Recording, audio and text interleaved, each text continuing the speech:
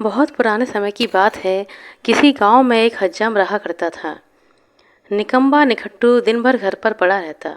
काम का ना काज का, दुश्मन अनाज का। बहुतों से पैसे भी उधार ले रखे थे। हजामत तक की हुनर ना थी उसमें। वो अपनी बूढ़ी माँ के साथ रहा करता था। उसकी बूढ़ी माँ जो दिन रात कांपती रहती थी, डांटती फटकारती, फिर भी उस निकम्मे की खातिर दिन भर खटती रहती। लेकिन उस निकम्मे के कान पर जूं तक न रेंगती। एक दिन उसकी बूढ़ी माँ उससे बहुत तंग आकर हाथ में झाड़ू लिए तेज आवाज में बोली, निकम्बे निखट्टू निकल यहाँ से। आज से तुझे ना तो रोटी मिलेगी ना ही पानी। निकल जा इस घर से। काम करता है ना काज करता है, चार धेले का सहारा नहीं। मैं कब तक खटखट कर तुझे रोटी खिलाती रहूँगी। जा और बाहर जाकर कोई काम कर। आज के बाद जब तक काम ना करे मुझे अपना मुंह मत दिखाना। बहुत हो गया, अब रुक जा वरना। बेटे ने कहा। माँ बोली, वरना क्या करेगा।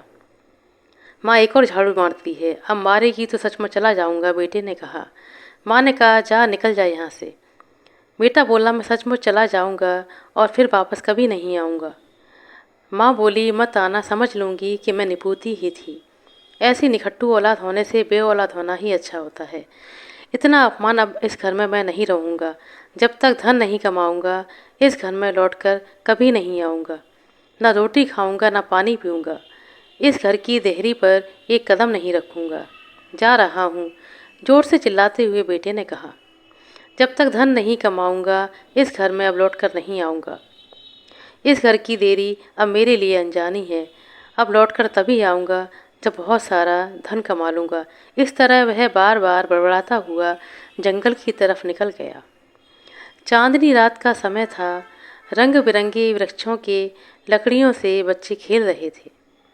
कुछ बच्चे हिरन के मुखौटे लगाए जंगल के बीच में कुलाचे भर रहे थे और कुछ बच्चे पक्षियों के मुखौटे लगाए उड़ने का अभिनय कर रहे थे। इस दृश्य को देखकर नाई थोड़ा घबरा रहा था, लेकिन बीच बीच में मुग्ध भाव से सब बच्चों को देख रहा था।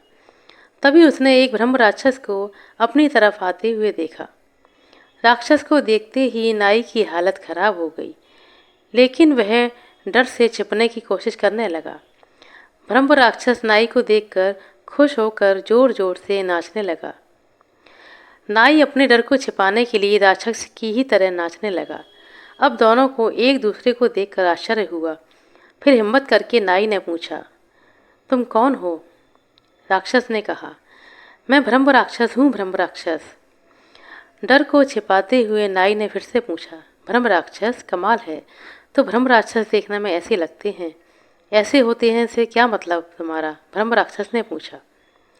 नाई ने कहा, मेरा मतलब है कि जैसे तुम हो ऐसे होते हैं ब्रह्म राक्षस। राक्षस ने डांटते हुए कहा, मैं कैसा हूँ। नाई ने कहा, ठीक हो, लेकिन तुम पूरे कपड़े क्यों नहीं पहनते।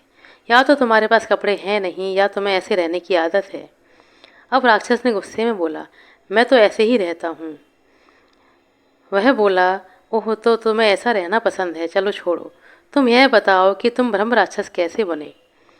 नाई ने सवाल किया। राक्षस बोला, हुआ यूं कि पहले मैं एक ब्राह्मण था, बहुत ज्ञानी था और मेरे पिता ने मुझे दूर दूर तक का अध्ययन करने के लिए भेजा था। मैंने हर केंद्र में जाकर मन लगाकर अध्ययन किया और मैं बहुत ज्ञानी हो गया। लेकिन लोग कहते हैं मैंने विद्या का असली मर्म सीखा ही नहीं था। नाई ने पूछा, असली मर्म यह क्या होता है। राक्षस ने बताया, विद्या का असली मर्म होता है विनय। वह मैंने नहीं सीख पाया। नाई ने हुंकार भरते हुए कहा, वह तो तुम में अभी भी नहीं है। राक्षस बोला, चुप रहो, तुम बीच बीच में बहुत बोलते हो।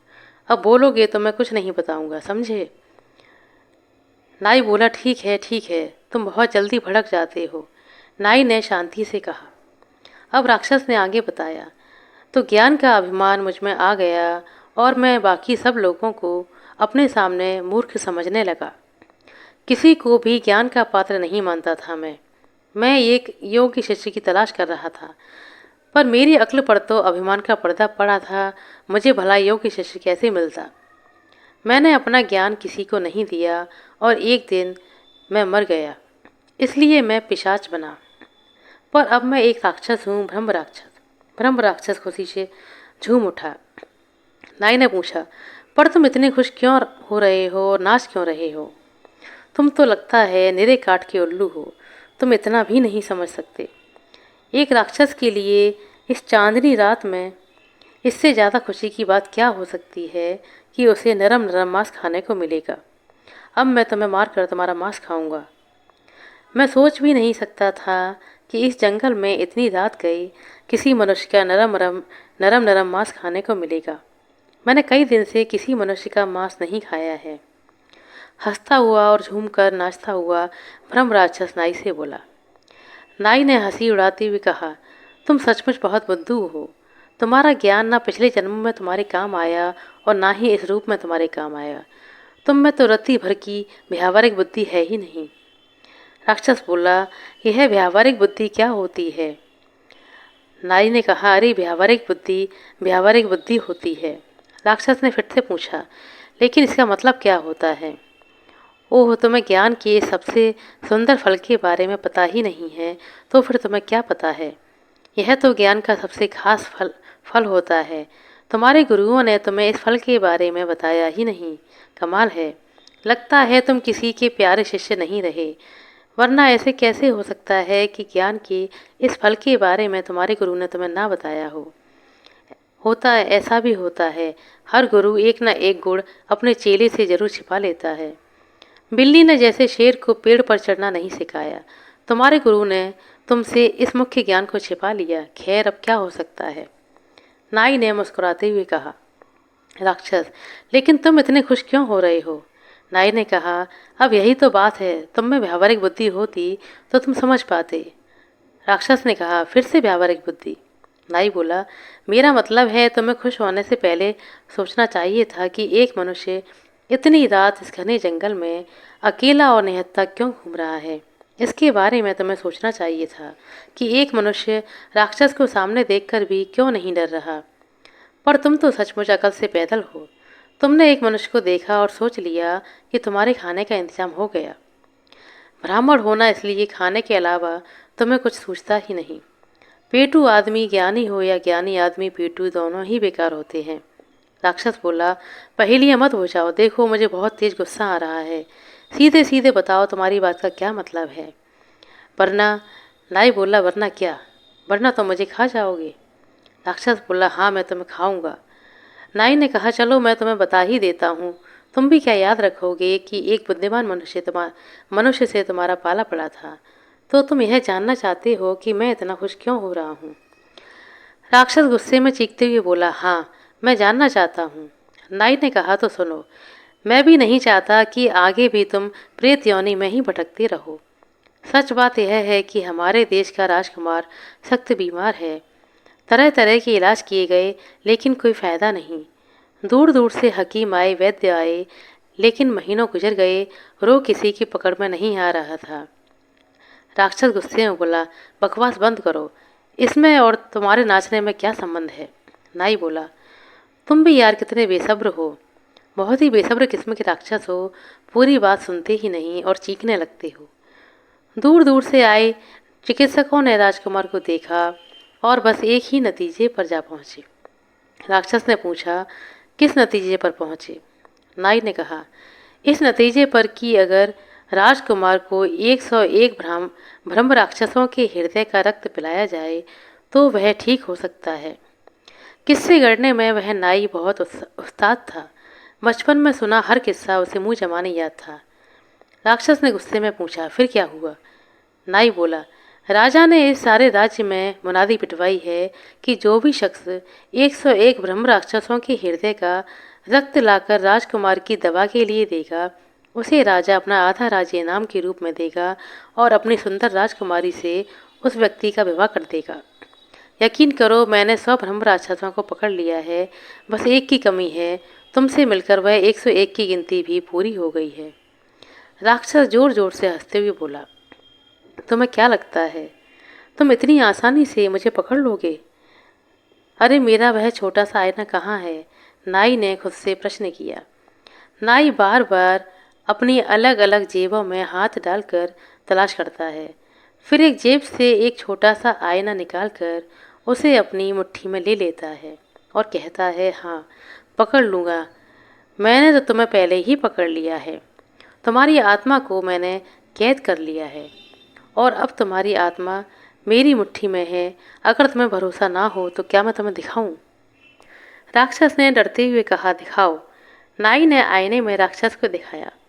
राक्षस उसमें अपना प्रतिबिंब देखकर घबरा गया और घबराते हुए बोला, यह तो मैं ही हूँ।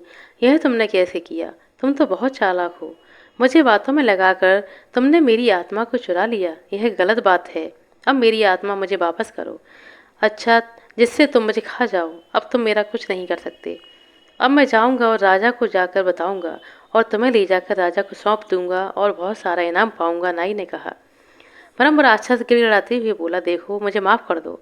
मैं कसम खाता हूँ मैं तुम्हें कोई नुकसान नहीं पहुँचाऊँगा। मैं तो यूं ही तुम्हें डरा रहा था। मेरा पेट तो पहले से ही भरा हुआ है।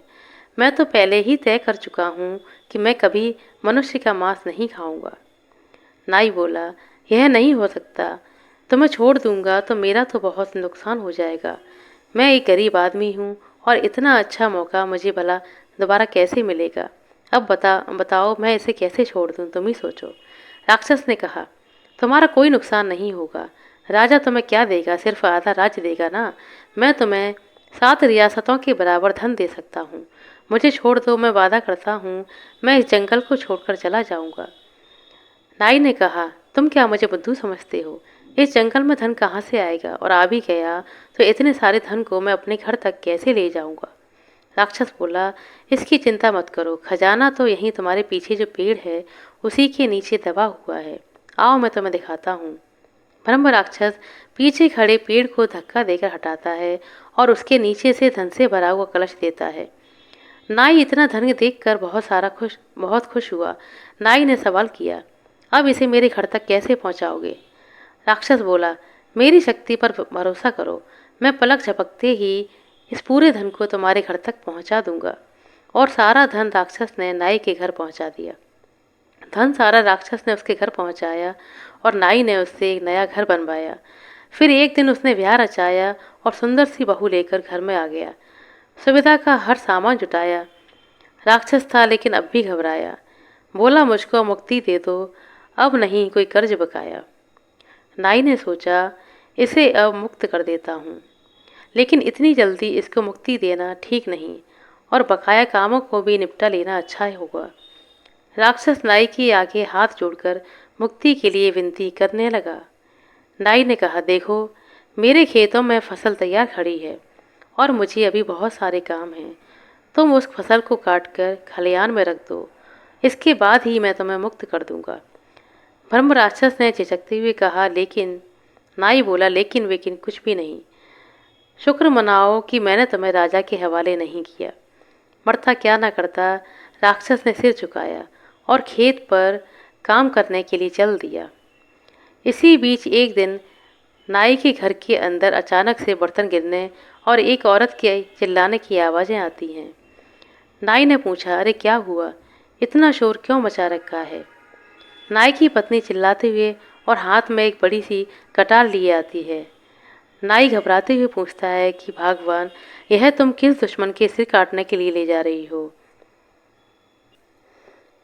नाई की पत्नी ने कहा, तुम जो मछली लेकर आए थे, बिल्ली उसका सिर लेकर भाग गई। अब मैं इस बिल्ली को नहीं छोड़ूंगी। तंग कर डाला है इस काली बिल्ली ने। आज मैं उसे मजा चखाऊंगी। आज उसकी गर्दन नहीं बचेगी। ब्रह्म राक्षस काम करने के लिए हंसिया हाथ में लेकर आगे बढ़ता है। ब्रह्म राक्षस मन ही मन सोचते हुए कि यह इंसान बहुत लालची है। इतना सारा धन दे दिया तब भी मुझे तंग कर रहा है। जी करता है कि इसका सिर चबा जाऊं। पता नहीं कैसे इसने मेरी आत्मा को अपनी मुट्ठियां बंद कर लिया है। किसी तरह इससे मुक्ति पा लूं तो फिर इस जंगल में कभी नहीं आऊँगा। अब इतना बड़ा खेत काटना, मेरे बाप दादा ने भी कभी खेती का काम नहीं किया, लेकिन इसे तो निपटाना ही पड़ेगा। सामने से एक दूसरा ब्रह्म राक्षस आता है। दूसरे राक्षस ने पहले राक्षस से पूछा, यह तुम क्या कर रहे हो? राक्षसों ने यह खेती बाड़ी करना कब से शुरू कर दिया। पहला राक्षस कहता है, क्या बताऊं, मैं एक बहुत लालची और विद्वान मनुष्य के चक्कर में फंस गया हूँ। उसने पता नहीं कैसे मेरी आत्मा को बंदी बना लिया है और अब मुझे उससे मुक्ति पाने के लिए उसका सारा काम करना पड़ रहा है। दूसरा राक्षस हंसते हुए बोला, तुम कैसे ब्रह्म राक्षस हो? उस मनुष्य ने तुम्हें जरूर बुद्धू बनाया है। अरे मनुष्य भी कहीं राक्षस से ज़्यादा शक्तिशाली हो सकता है। मनुष्य की कोई औकात नहीं जो हमें पराजित कर सके। मुझे जरा उस आदमी का घर दिखाओ। मैं देखता हूँ कि कैसे वह हम राक्षसों से काम करा सकता है। पहला राक्षस बोला, दिखा तो दूंगा लेकिन दूर से देखना। यह खेत काटे बिना उसके पास जाने की हिम्मत अब मुझ में नहीं। उसने वादा किया है कि खेत कटते ही वह मेरी आत्मा को मुक्त कर देगा। तुम्हारे चक्कर में अगर उसने फिर कोई काम बता दिया तो मैं व्यर्थ में मारा जाऊंगा। पहले वाले ने दूसरे राक्षस को नाई का घर घर दिखाया। नाई के घर की खिड़की खुली हुई थी और खिड़की के पीछे छिपकर नाई की पत्नी हाथ में कटार लिए खड़ी हुई थी। दूसरा राक्षस दबे पांव खिड़की के पास आता है। नाई की पत्नी हाथ में कटार लिए खुद से बोलती है कि आज मैं इस बिलैया को नहीं छोड़ने वाली। बस एक बार अंदर आ जाए तो आज मैं उसका काम तमाम कर डालूं।